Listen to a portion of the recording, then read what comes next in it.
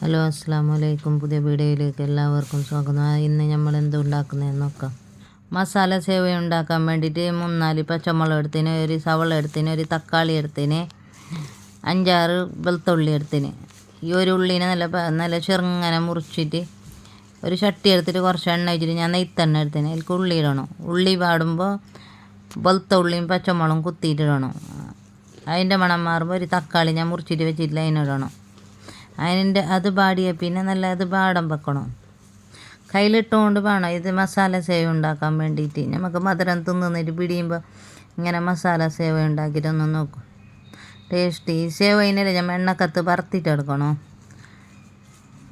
1/2 spoon മഞ്ഞൾപ്പൊടി, 1/2 spoon കൊത്തമ്പാരിപ്പൊടി, കുറച്ച് ഉപ്പ്, പിന്നെ 1 സ്പൂണ് മുളക് പൊടി, 1-1.5 സ്പൂണ് മുളക് പൊടി ഇടണം. പിന്നെ ഗരം മസാല ഇട്ടിട്ട് നല്ല മിക്സാക്കിയ പിന്നെ ഈ സേവയിനെ ഞാൻ വറുത്തിട്ടെടുത്തിന്. നെയ്ക്കത്ത് നല്ല വറുക്കണമല്ലോ, പച്ചമണം വരും. പച്ചമണം വരുന്നതിന് വേണ്ടിയിട്ട് നമ്മൾ നെയ്ക്കത്ത് വറുത്തിട്ടെടുക്കണം. സേവ പെട്ടെന്ന് വെന്ത് കിട്ടുന്നതല്ലേ. അങ്ങനെ ഈ മസാല ഇട്ടിട്ട് നല്ല ചൂടുവെള്ളം ഒഴിച്ചാൽ അത് അതിൽ വെന്ത് പോകും.